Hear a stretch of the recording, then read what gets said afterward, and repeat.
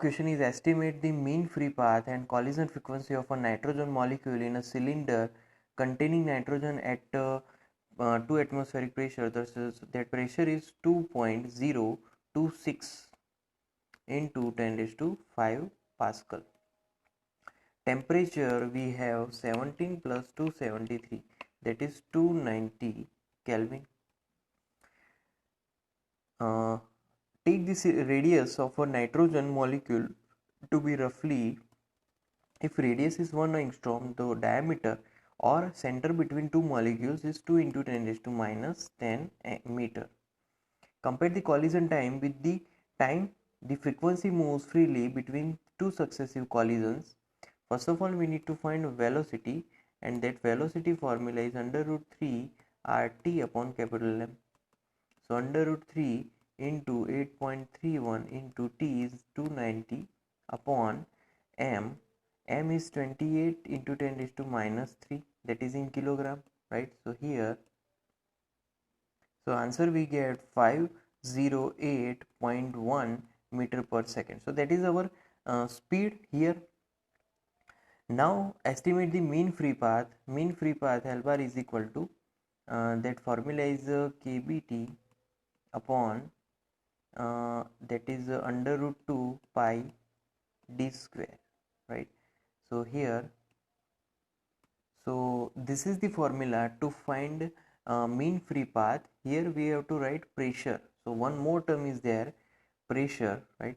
So by putting all the values, 1.38 into 10 raised to minus 23, temperature is 290 upon under root 2 into pi is 3.14 into d, distance between center, that is 2 into 10 raised to minus 10 square, and the pressure we earlier we found that 2.026 into 10 raised to 5, right? So by calculation we will get here, that is L bar is equal to 1.11 into 10 raised to minus 7. So this is the mean free path right here. Now collision frequency that we need to find. So collision frequency is equal to, now velocity upon L bar, L bar is equal to 508.1 upon L bar is 1.11 into 10 raised to minus 7.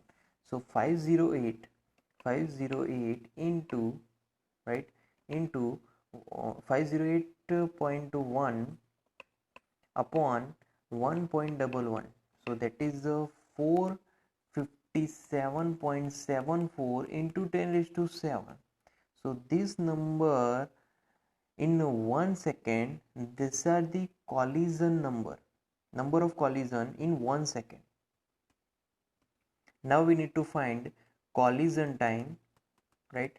So collision time is equal to that distance upon velocity. Distance is 2 into 10 raised to minus 2, distance between two centers, 2 into 10 raised to minus 10 upon velocity is 508.1, right?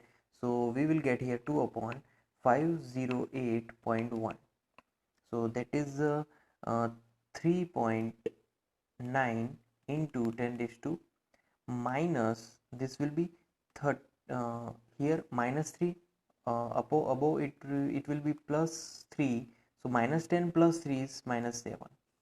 So this is the second, and now collision time done. Now successive collision, this is time between successive collision is equal to, now that value is 1.11 into 10 raised to minus 7 upon 508.1.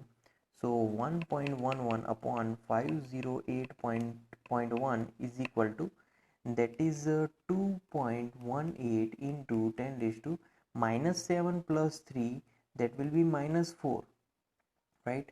Now this value we have and this value we have.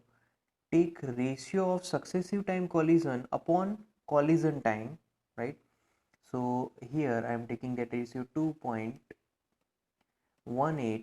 into 10 raised to minus 4 upon 3.9 into 10 raised to minus